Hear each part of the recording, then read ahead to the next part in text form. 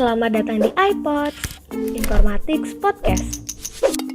iPods adalah sebuah podcast dari HMIF Undip yang berisi perbincangan menarik dengan narasumber-narasumber spesial yang siap menemani hari-hari kalian.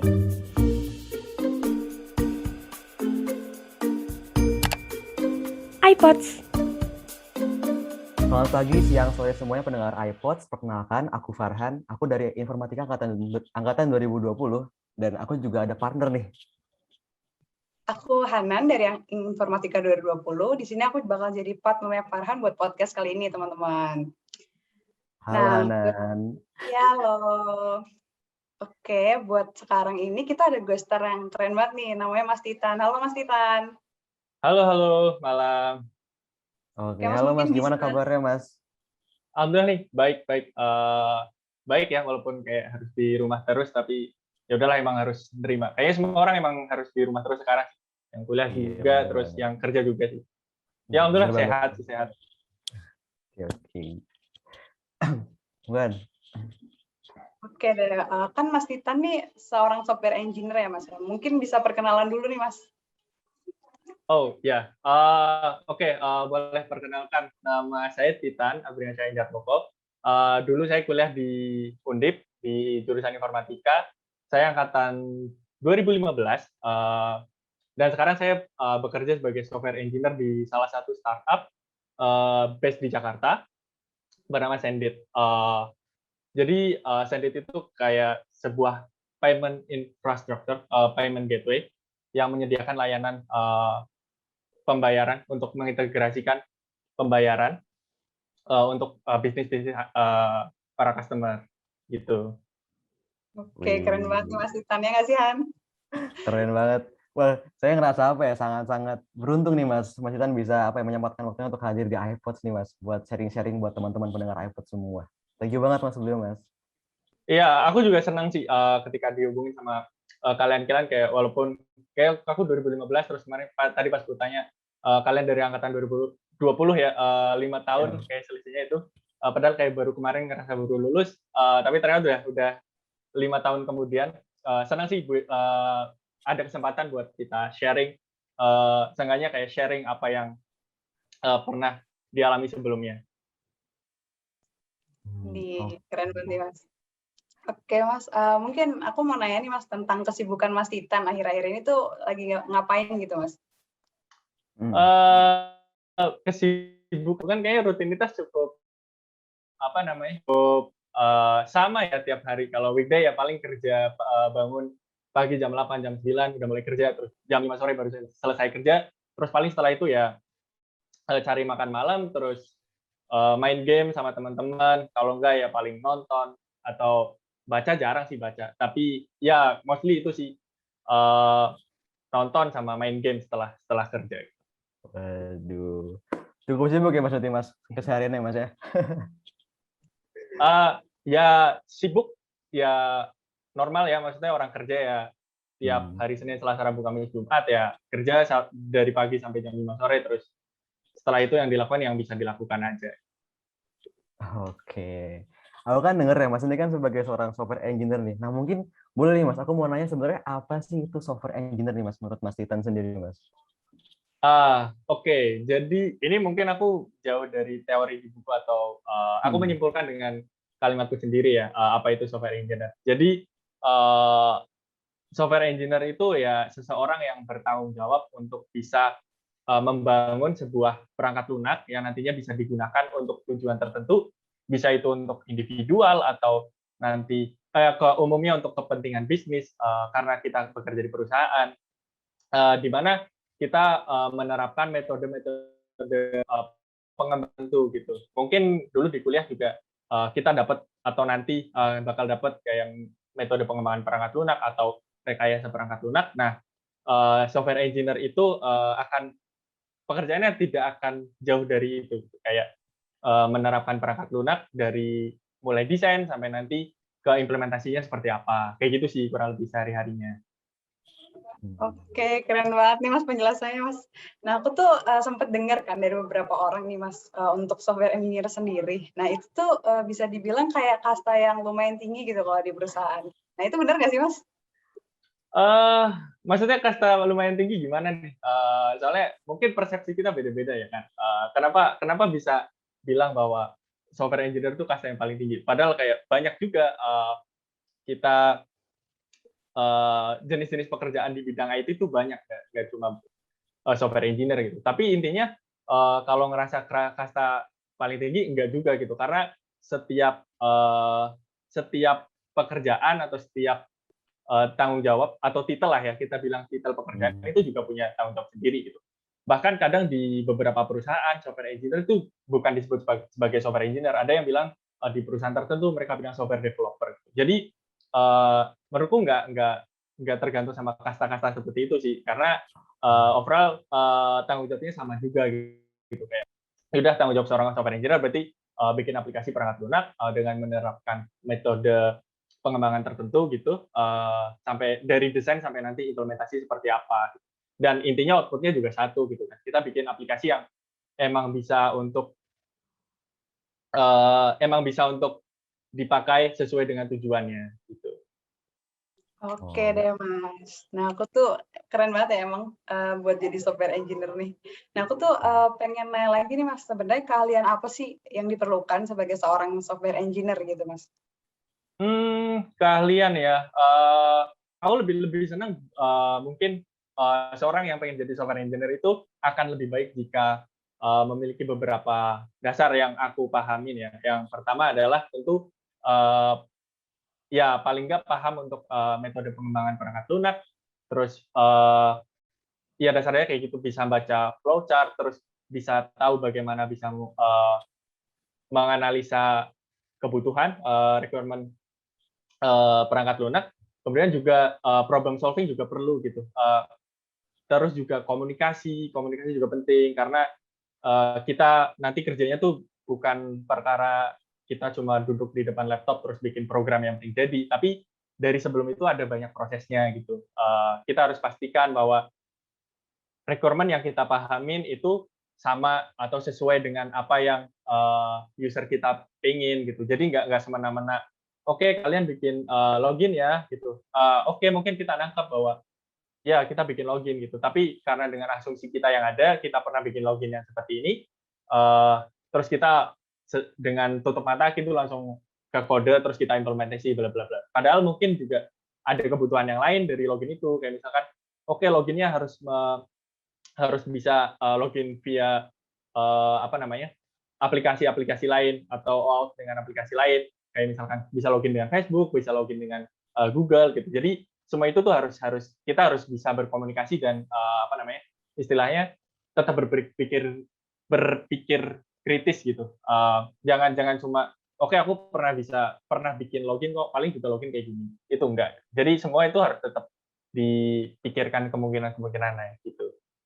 Itu salah satunya itu. Selain itu mungkin secara teknikal apa namanya, nanti untuk kepentingan implementasi kayak pengetahuan tentang database, kemudian pengetahuan dengan bahasa pemrograman tertentu, terus dasar-dasar pemrograman itu yang terpenting gitu.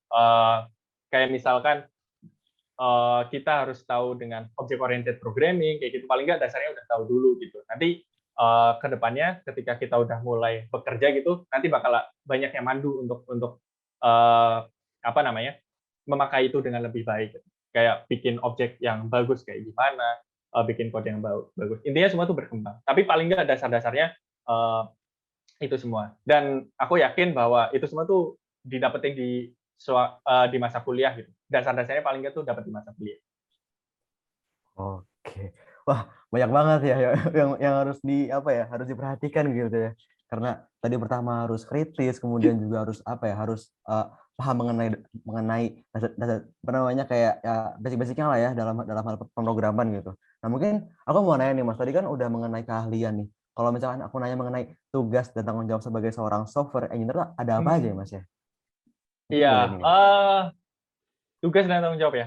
Kayak yang aku sebutin tadi, intinya tuh output dari seorang software engineer tuh intinya kita bisa bikin sebuah program yang nantinya sesuai dengan kebutuhan user yang bisa dipakai untuk tujuan tertentu gitu. Nah, apa yang kita lakukan yaitu dari proses awal, dari mulai kita umumnya dari mulai desain solusinya kayak seperti apa, kemudian nanti masuk ke tahapan yang lebih dalam, kita lebih bikin technical specification, spesifikasi teknis kayak teknologi apa yang kita butuhkan, infrastruktur apa yang kira-kira nanti kita butuhkan, perlu hal baru atau tidak, terus database-nya seperti apa, kemudian fungsi-fungsinya nanti akan seperti apa, sampai nanti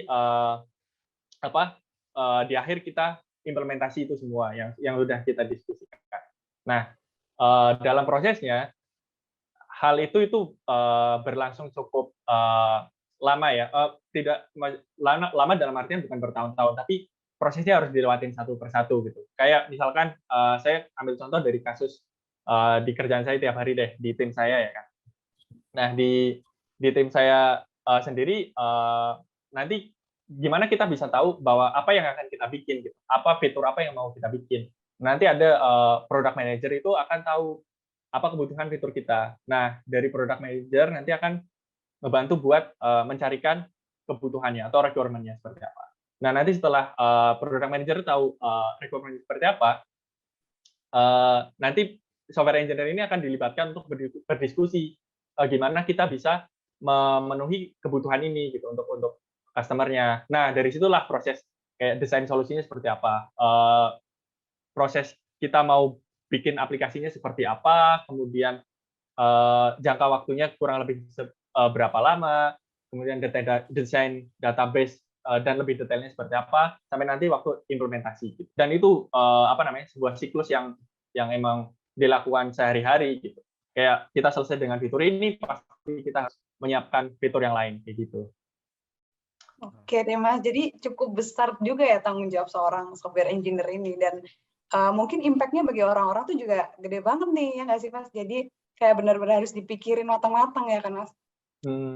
Ya, sebenarnya yang banyak saya belajar juga dari setelah bekerja gitu, kita itu bukan cuma mendesain sesuatu yang dalam saat itu kita desain, yang penting jadi gitu. Tapi yang lebih tantangan adalah gimana kita bisa monitor itu semua, kemudian percayalah suatu saat nanti kamu akan melakukan improvement terhadap fitur itu. Jadi kayak misalkan kita hari ini kita selesai dalam waktu 2 minggu ya, tapi itu bukan 2 minggu itu, tapi jangka panjangnya kamu akan balik lagi untuk melihat fitur itu, apa yang bisa diperbaharui dari fitur itu. Nah, itu yang jadi tantangan juga, karena kita harus memperhatikan apakah di masa depan ini akan mempersulit kita untuk melakukan perubahan atau tidak. Nah, itu juga harus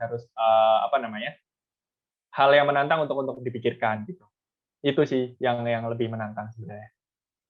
Oke, keren banget sih Mas penjelasannya Mas. Nah mungkin ini Mas, kan ada tuh beberapa orang termasuk aku ya Mas ya, kayak menganggap bahwa kalau software engineer dan software developer itu sama gitu Mas. Nah kira-kira nih bedanya tuh apa sih sebenarnya Mas dari Mas Titan nih, mungkin bisa dijelasin Mas? Aku juga jujur sama sih kayak kalian juga kayak software engineer sama software developer titelnya beda atau sama sih. Kayak kemarin aku ketika baru apply kayak gitu, aku searching di YouTube kayak gitu kan, apa sih bedanya gitu, apa sih tanggung jawabnya gitu. Cuma emang dari beberapa referensi yang aku baca, emang itu sebenarnya dua hal yang hanya beda nama, cuma secara tanggung jawab juga kurang lebih hampir sama gitu. Nah, cuma kayak misalkan di beberapa company, mereka menyebut engineer mereka itu sebagai software engineer, atau di company lain mereka bilangnya itu sebagai software developer gitu. Itu sejauh yang saya tahu ya sampai sekarang gitu, karena jujur saya belum tahu kayak perbedaan secara ininya apa, tapi yang dari yang saya cari gitu, saya baca kemudian lihat di penjelasan misalkan di YouTube, kebanyakan bilang memang itu dua hal yang sama, cuma kayak beda nama aja.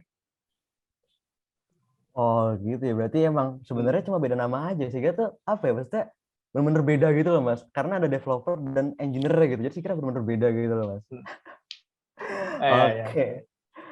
Sebelumnya aku mau nanya nih Mas, kalau misalnya kita lihat pasar dari pekerjaannya, nah software engineer ini dibutuhkannya tuh setinggi apa gitu Mas kalau di industri gitu?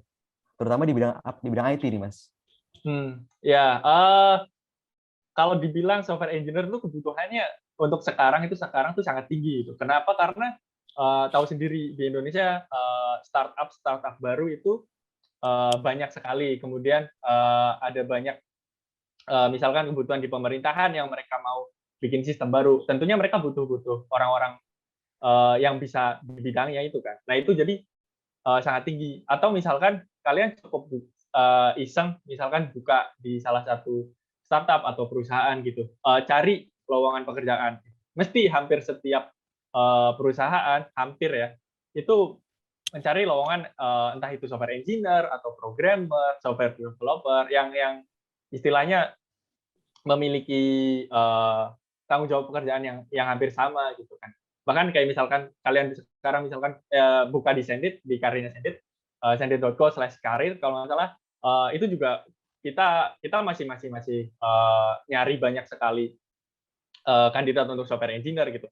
Walaupun kayak misalkan sekarang kita udah banyak, tapi ya tetap kebutuhannya tetap banyak juga karena kebutuhan untuk pengembangannya juga banyak gitu. Apa yang kita kembangkan juga banyak kayak gitu. Itu sih. Jadi untuk pasar kayaknya software engineer termasuk aku nggak tahu statistiknya ya. Cuma kalau aku rasa sih itu termasuk yang terbanyak juga sih kalau dibandingkan dengan yang lain-lain gitu. Oke deh, Ma. Jadi so far kedepannya software engineer ini masih banyak dibutuhin ya sama orang-orang gitu. Apalagi di zaman kayak gini nih, semua serba online gitu. Ya, betul.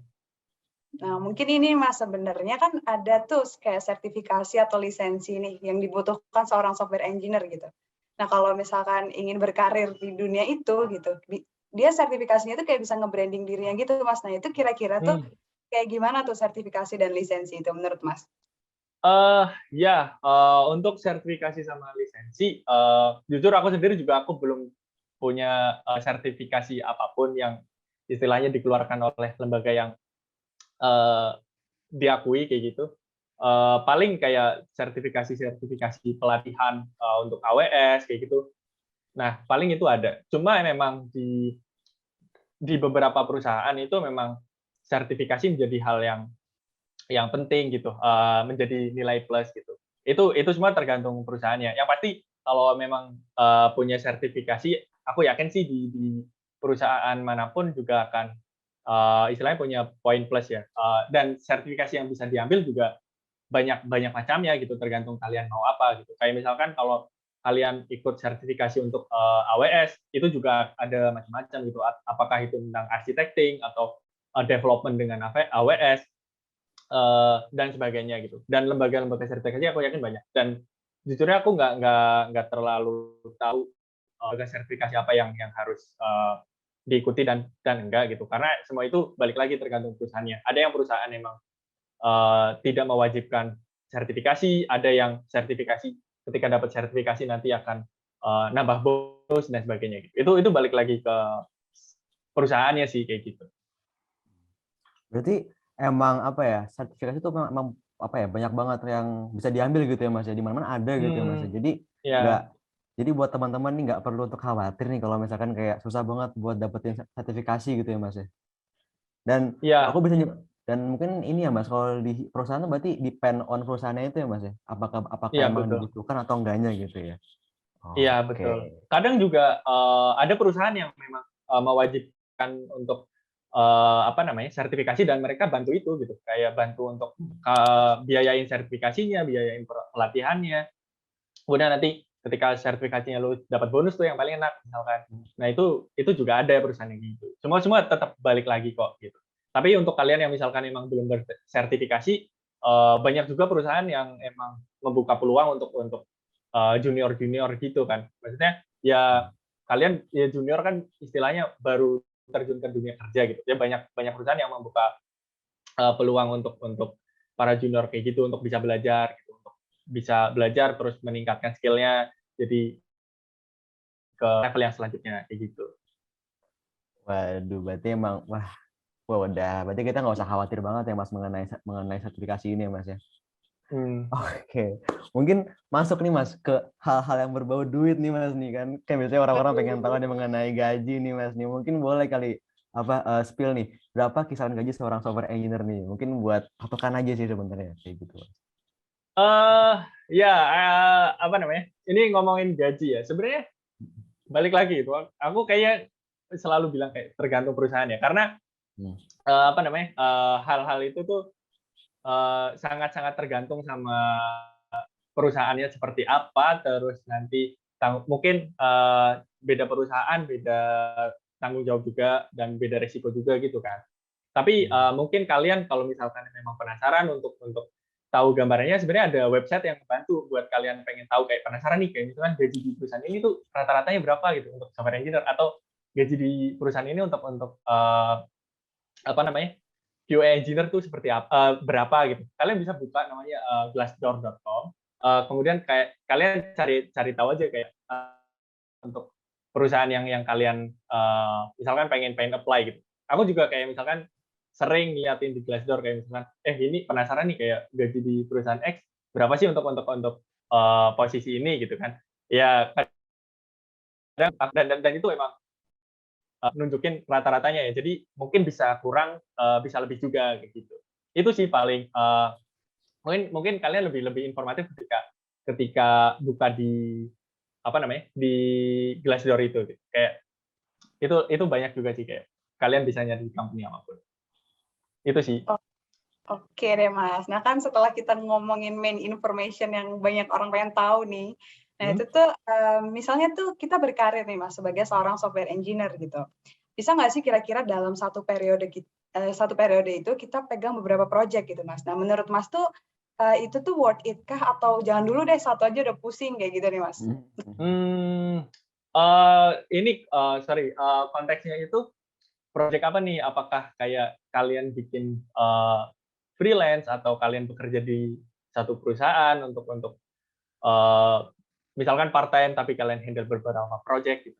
Ini kayak apa kasusnya? Misalnya tuh gini, kita bekerja di perusahaan gitu, tapi kita juga ada part time di yang bagian lain gitu, Mas, di event lain gitu. Kita nge-project di yang lain gitu, Mas. Gimana tuh kira-kira? Ini aku mungkin share pengalamanku aja ya, karena kapasitas orang juga beda-beda gitu. Mungkin ada orang yang memang bisa ngambil beberapa project dan dilakukan dalam satu waktu dan mereka bisa sukses di semuanya gitu. Ada yang emang harus pribadi yang diterapkan dulu ketika aku belum jadi apa namanya, jadi software engineer. Ini ngomongin waktu aku kuliah dulu ya. Waktu aku kuliah itu aku juga ngambil freelance project gitu, dan kadang memang aku bisa ngambil lebih dari satu project di satu waktu gitu. Ditambah kayak misalkan dulu ada HM. Nah, kenapa? Karena kalau dulu kalau aku dulu aku tuh mau belajar kalau aku ada tanggung jawab gitu. Kalau misalkan aku nggak ada tanggung jawab tuh kayak kurang ada apa, pressure-nya gitu. Jadi kayak males lah gitu buat apa gitu. Tapi ketika kayak kita udah sign kontrak buat ngerjain sesuatu, kayak mau nggak mau ya harus dikelarin gitu, atau kamu bisa dituntut, atau misalkan kamu reputasinya jadi jelek kayak gitu kan. Itu kalau aku gitu. Tapi jujur dengan menerapkan kayak gitu ada kelemahannya sih, kayak apa namanya, mungkin stresnya lebih gitu, karena misalkan ada 2 project dengan deadline-nya yang sama, stresnya lebih kerasa gitu. Terus yang kedua adalah ya mau nggak mau ada waktu-waktu yang dikorbankan, kayak waktu tidur gitu. Ketika zaman kuliah tidurnya jadi jarang, terus apa namanya, ngerjain tugas juga kadang jadi males gitu, karena ya udahlah ngerjain aja yang dapat duit gitu kan. Kadang males kayak, tapi ya nggak mau tetap dipaksa kalau aku dulu gitu. Cuma setelah aku masuk ke profesional, aku sekarang udah ngurangin apa namanya, yang freelance gitu, karena aku pengen lebih mencoba untuk istilahnya nata waktuku tuh lebih baik gitu.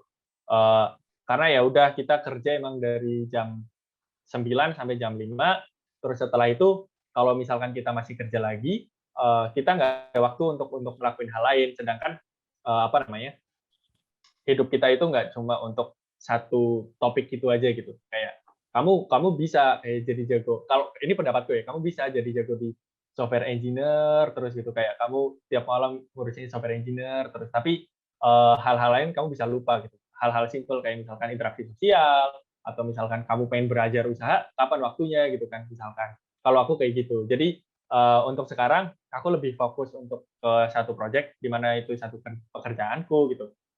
Jadi aku lebih banyak waktu senggang untuk melakukan hal lain gitu. Nggak cuma untuk terpaku di satu topik itu. Kadang kalau terpaku di satu topik kita lupa sama topik yang lain, kayak kita lupa katakan gampangnya gini, terlalu fokus sama ngoding nih, ntar kamu lupa nggak tahu ada berita apa tuh di Indonesia lagi kenapa gitu. Kayak gampangnya kayak gitu kan. Nah itu juga kalau aku pribadi sih aku pengen ngurangin gitu. Jadi kayak kamu terlalu cuek untuk hal lain gitu, kamu terlalu fokus. Kalau aku kayak gitu sih untuk sekarang ya. Wah, ketika Mas bilang kayak hidup tuh nggak cuma satu topik doang tuh kayak wah emang bener banget sih, emang kayak Ya betul. sebenarnya banyak yang apa ya, harus bagi-bagi ya. Kadang kita nggak harus belajar terus gitu, kita nggak harus kerja terus, di mana kita punya apa ya, punya sisi di mana kita harus refreshing gitu ya. Karena kalau Ya misalkan betul. paksa-paksa terus, apa ya, maka tuh kita bakal yang ada malah burnout gitu nggak sih Mas, malah pengen Ya, ngapa-ngapain malah jadi kayak males, malah jadi kayak lemes gitu. Yang ada malah pada akhirnya tuh malah jadi yang nggak produktif gitu ya Mas ya. iya, lebih ke ini sih. Jadi kalau aku ngerasanya ketika aku ngerasa kayak capek, itu kayak Hmm, minggu nggak tenang, terus bangun tidur itu kadang Iya. udah kepikiran kerjaan, terus Mhm. atau misalkan mau tidur aja nggak nyenyak, kayak itu tuh hal yang nggak enak banget gitu. Nah, jadi kayak aku pengen ngurangin itu semua dengan ya udah aku fokus ke tanggung jawab yang emang bisa aku penuhi untuk sekarang dan emang masih di level aku bisa ngontrol stresnya kayak gitu loh. Dan selain itu juga kalau menurutku kayak aku nggak belajar dengan topik lain tuh ya eh, sebuah kerugian untuk aku sendiri gitu, kayak Mhm. ya aku tahu tahu apa namanya tentang software engineering, terus ketika ditanya misalkan tentang ya katakan ekonomi kayak gitu apa gitu nggak tahu juga gitu kan, padahal kayak misal hal-hal yang sederhana kayak gitu harus tahu misalkan kayak gitu. Ya itu analogi aja sih gitu. Bisa bisa hal lain kok, nggak harus yang ya sama gitu. Oke deh Mas, tadi kan kita habis ngomongin hidup nggak cuma satu topik gitu ya Mas ya. Terus ada kayak work life balance sih antara hidup berkembang sama pekerjaan sendiri gitu. Nah, aku Ya mau betul. nanya Mas, tentang perjalanan menjadi seorang software engineer tuh kayak gimana sih Mas? Kan biasanya tuh orang-orang tuh pada mikirin sukanya doang gitu. Dukanya tuh kayak dikesampingkan gitu. Mereka mikirnya cuma yang senang-senang aja gitu Mas. Nah, mungkin Mas Titan nih bisa jelasin nih gimana tuh suka dukanya. Oh iya ya. Mungkin ini akan panjang ya, kalau aku cerita perjalananku kayak gimana gitu. Karena aku ngerasa perjalananku untuk bisa jadi apa namanya software engineer itu dimulai dari emang aku milih jurusan kuliah gitu. Kalau aku ngerasanya kayak gitu. Karena dulu aku jujur nggak tahu ketika kuliah itu harus milih jurusan apa gitu. Aku nggak tahu, bahkan aku nggak tahu informatika itu akan seperti ini gitu kan. Aku dulu taunya bahwa aku pengen kuliah di informatika karena aku pengen bisa bikin web. Oke, udah itu yang aku tahu. Sedangkan sebelumnya di SMA aku nggak tahu kita harus belajar pemrograman, apa itu bahasa pemrograman, apa yang harus disiapkan, laptopnya kayak gimana, apa itu Linux. Aku nggak tahu gitu. Jadi udah aku cuma tahu pengen informatika biar bisa bikin web gitu. Tapi terus ketika itu mulai tuh di semester-semester awal kalau nggak salah tuh dulu aku apa namanya mata kuliahnya itu dasar pemrograman gitu. Nah dari situ baru tahu tuh apa itu pemrograman dan basic. Oh ternyata pemrograman kayak gini. Saat itu aku tahu kenapa aku belajar kayak gini. Aku bisa bikin web kayak gitu. Gimana aku belajar kayak gini tapi aku bikin webnya gimana dong kayak gitu. Aku selalu meraba ke tujuanku. Tujuanku awal pengen bikin web itu. Nah, karena kan cuma dasar pemrograman kan diajarin kayak dasar-dasarnya. Percabangan, terus perulangan, terus nanti ada apa namanya fungsi, prosedur misalnya kayak gitu.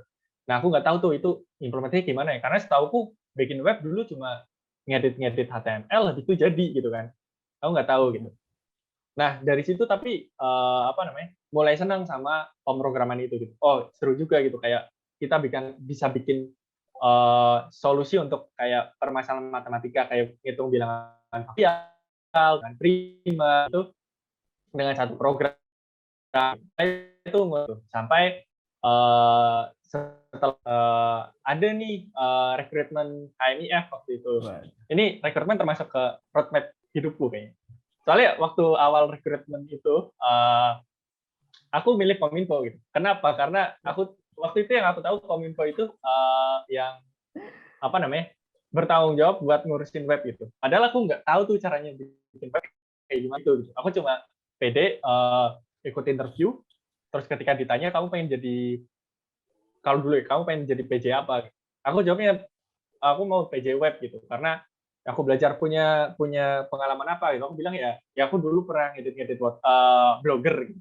Ngedit di blogger kan cuma ngeditin linknya kayak apa gitu. Nah udah dari situ akhirnya aku diterima di Kominfo. Terus di Kominfo itu tapi aku nggak dikasih untuk jadi penanggung jawab web waktu itu karena ada satu orang yang lebih berpengalaman gitu kan. Nah aku nggak dikasih, ya udahlah nggak apa-apa. Aku waktu itu jadi penanggung jawab roadshow eksternal. Roadshow internal. Kalau nggak internal, eksternal lupa deh. Pokoknya itu sama satu lagi apa ya? Aku lupa satu lagi apa gitu. Aku ada 2 PJ gitu. Nah, di tengah jalan nih, kayak baru berapa bulan kita join Kominfo, terus rapat-rapat kayak gitu, satu temanku ini yang jadi penanggung jawab web itu ini apa namanya? Keterima di tempat lain, terus dia mengundurkan diri dari Undip gitu kan. Kan ada lah di semester awal kayak gitulah, kayak pindah jurusan misalnya gitu. Nah, akhirnya kosong tuh apa namanya penanggung jawab webnya kan. Nah, mau nggak mau nih yang dulunya kepengen kan cuma aku. Jadi akulah yang selain tanggung jawab gitu. Nah, itu kondisi aku nggak tahu bikin web kayak gimana ya waktu itu. Oh, cuma tahu HTML lah, HTML ngerti dikit lah. Tapi nggak tahu PHP-nya atau database-nya kayak gimana. Udah deh, waktu itu yang aku lakuin pokoknya tanggung jawabnya tuh cuma buat nge-backup database kalau nggak salah. Cuma nge-backup doang. Oke, aku pertama kali bisa ngakses cPanel tuh waktu itu. Cuma buat downloadin database gitu di backup berkala gitu. Karena waktu itu aku masih ada junior, terus ada satu PJ lagi yang kakak tingkat kan biasanya kan. Waktu itu namanya Mas Adit. Nah, sama Mas Adit tuh. Jadi dibantuin banyak juga. Nah, dari situ karena aku ngerasa punya tanggung jawab, kepikiran juga besok kalau siapa Mas Adit udah nggak di Kominfo, yang harus tahu siapa nih kan aku. Nah dari situ aku mulai belajar tuh apa namanya bikin web kayak gitu. Ini kayak gimana sih cara bikin web gitu. Belajar otodidak tuh waktu itu karena di kampus belum belum ada kayaknya deh. Terus belajar otodidak kayak bacain ini kayak gimana. Sampai waktu itu sering tuh dulu webnya tuh diisengin sama biasanya sih aku dulu curiganya sih kayak alumni kayak gitu, kayak tahu-tahu di face gitu terus nggak tahu cara baliknya kayak gimana gitu, cuma aku restore backupnya aja kayak gitu, nggak tahu tuh yang dulu namanya kayak Git itu apa, cuma modal download terus upload aja gitu. Jadi di device terus aku restore lagi, aku upload backup-nya lagi kayak gitu, sampai akhirnya aku belajar mulai bisa bikin webnya. Nah, terus hal yang pertama aku lakuin kalau nggak salah tuh dulu bikin benerin buku link. Kalau kalian tahu buku link itu dulu hal yang pertama setelah aku bisa bikin web kalau nggak salah tuh ngebenerin buku link gitu. Karena dulu itu bugnya banyak banget di buku link. Jadi aku bikin waktu itu aku update jadi lebih baru pakai framework Code Igniter waktu itu. Nah, itu kayaknya proyek pertama aku deh. Terus udah mulai pede kayak gitu, terus apa namanya kayak terus belajar di PHP kayak gitu lah, pokoknya PHP itu masih belajar gitu sampai apa namanya dikenal sama kakak tingkat juga gitu, waktu itu Mas Pagi, terus diajakin untuk ngerjain satu project gitu, waktu itu project startup kayak gitulah. Terus aku ya walaupun gak dibayar aku senang-senang aja dong, kayak apa namanya punya kesempatan nih buat bikin sesuatu gitu. Aku pengen tahu sih cara bikin aplikasi kayak gimana gitu. Aku ikut aja tuh waktu itu. Nah, itu project selanjutnya, terus aku belajar dari situ, terus makin kayak paham juga, oh ternyata web kayak gini, terus aku mulai tahu ada beberapa framework buat denger istilahnya, kayak mulai dengar kayak ada React, ada apa itu tuh waktu itu. Oh ada React dan sebagainya. Walaupun aku belum terjun di hal-hal kayak gitu ya, kayak React dan sebagainya, apa itu aku masih belum tahu. Terus setelah itu baru PKL.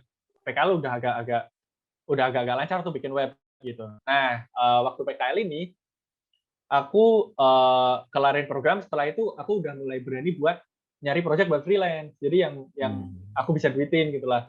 Nah, waktu itu kalau nggak salah project pertama aku yang bisa diduitin itu buat bikin apa namanya, kayak company profile kayak gitu buat event organizer gitu.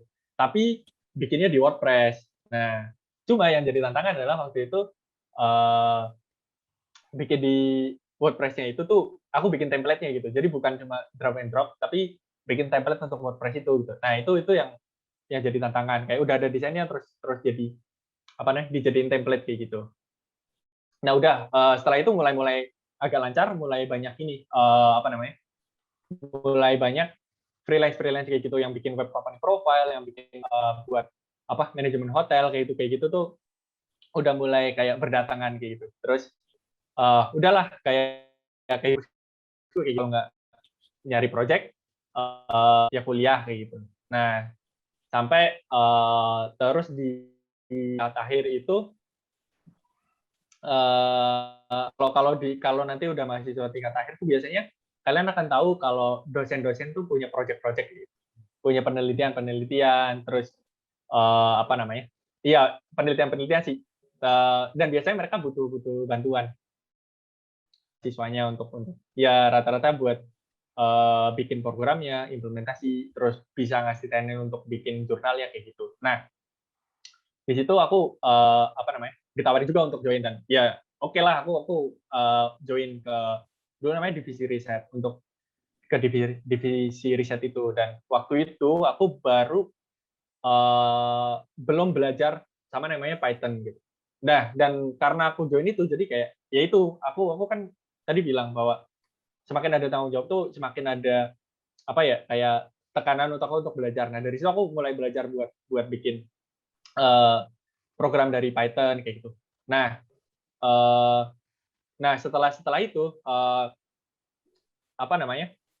Banyak project dosen yang dikerjain juga dan rata-rata emang pakai Python. Nah, di situ kan numpuk tuh kayak portofolioku oh pernah bikin ini gitu. Jadi mulai agak paham sama alur bikin program, terus agak paham dengan bahasa pemrograman walaupun mungkin saat itu aku bikin kodenya masih berantakan gitu. Tapi seenggaknya bisa jalan gitu kan. Udah dari situ apa namanya? Kemudian lanjut ke apa ya? Aku dulu di kuliah. Oke. Lanjut ke waktu itu di UP2TI ya. Di UP2TI itu dulu mesti ada mahasiswa yang apa namanya? Bagian ngurusin di UP2TI. Nah, waktu itu mahasiswa tersebut itu mau udah lulus gitu. Dulu Mas Zaki sama Mas Noval gitu. Dan mereka nyari penggantinya gitu kan. Nah, karena dulu apa namanya? Aku mungkin biasa bikin project kayak gitu, aku ditawarin kira-kira mau nggak untuk join di UP2TI apa namanya? Jadi web developer kayak gitu. Terus aku iya aja dong karena ya udah dulu yang penting iya aja gitu. Perkara aku lagi handle apa ya udah gitu. Paling jadi nggak tidur gitu. Dulu kayak gitu. Akhirnya oke, nggak apa-apa gitu. Nah, di situ aku mulai di UP2TI itu belajar banyak hal ya.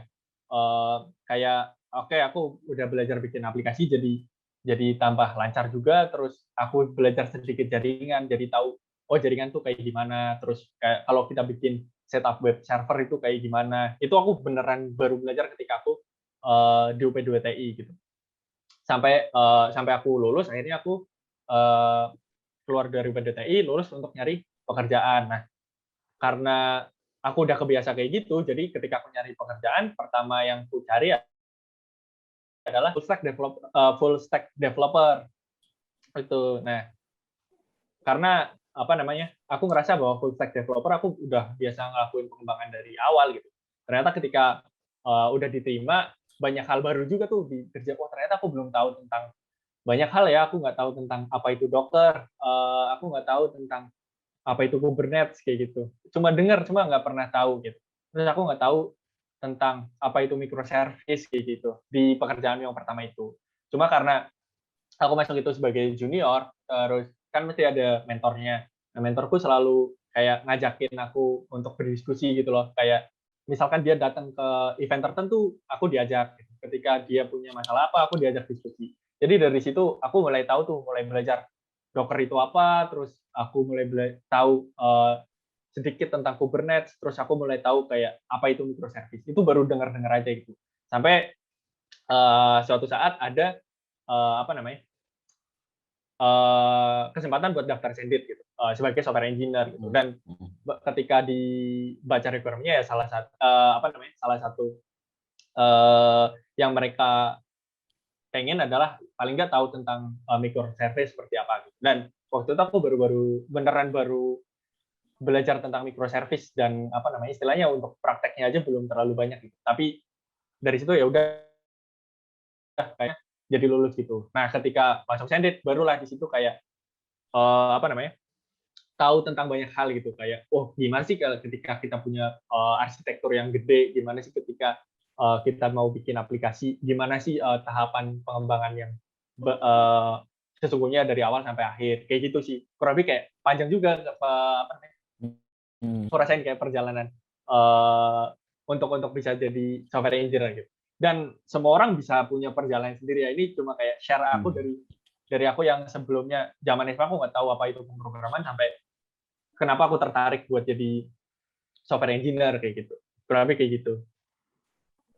Waduh. Berarti aku bisa nyimpul nih Mas. Jadi tuh emang setiap orang tuh pasti berproses ya Mas ya. Dari bawah ke atas ya Mas. Pasti itu ya Mas. Ya. Nggak ada yang instan ya Mas ya. Wah. Iya. Gitu. Mungkin ada ya yang instan gitu, tapi ya yang nggak tahu juga sih. Mungkin instan sebuah keajaiban gitu. Kalau emang dia udah berbakat ya berbakat aja gitu di hal kayak itu. Tapi kayak semua orang tuh mesti punya kesempatan yang sama kok. Bahkan misalkan di Sendit tuh banyak kok yang mereka bukan lulusan computer science, bukan lulusan informatika, lulusan-lulusan lain yang mereka mau belajar untuk programming dan software engineering, dan akhirnya mereka bisa bekerja jadi software engineer juga gitu. Jadi menurutku nggak terbatas sih. Harusnya kalian yang memang dari kuliah udah dikasih paling nggak dasar-dasarnya dulu gitu, dasar-dasarnya dulu untuk tahu apa itu pemrograman dan sebagainya. Harusnya lebih mudah untuk belajar gitu. Waduh, oke. Thank you banget nih Mas udah sharing-sharing ke teman-teman semua nih. Tadi kita udah bahas mengenai apa itu software engineer, apa itu keahliannya, apa aja keahliannya, tugas-tugasnya. Mungkin terakhir banget nih Mas, terakhir banget buat teman-teman semua. Ada nggak closing statement nih buat para pendengar iPods nih Mas? Monggo Mas dipersilakan. Ya, closing statement ya. Jadi kayak menurutku untuk jadi apa yang kalian pengen itu memungkinkan gitu. Ya dalam kasusku mungkin aku pengen jadi dulu awalnya aku pengen jadi orang yang bisa bikin web gitu karena emang aku pegang tujuan itu terus akhirnya sampai aku bisa kemudian aku terus kembangkan ternyata emang banyak potensi yang bisa dikembangkan dari hal itu gitu.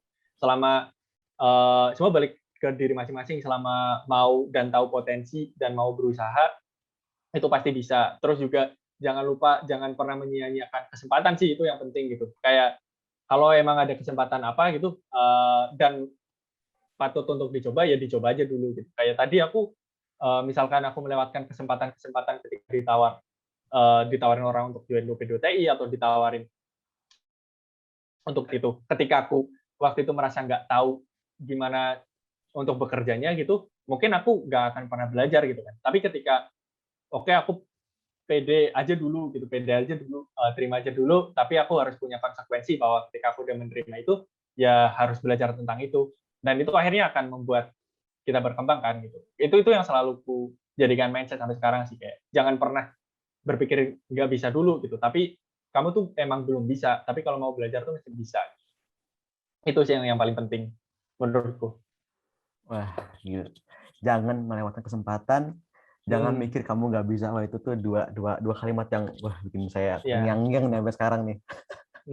Oke, Mas. Kita sampai di akhir nih Mas, akhir podcast nih Mas. Sebelumnya aku mau ucapin terima kasih buat Mas Titan, terus juga makasih juga udah sharing-sharing ke teman-teman semua, dan semoga kita bisa ketemu lagi nih Mas di kesempatan selanjutnya nih Mas ya. Ya. Amin ya. Thank you udah diundang di sini ya. Oke. Nah, itu mungkin sekian dari podcast-nya. Aku Farhan. Aku Hanan.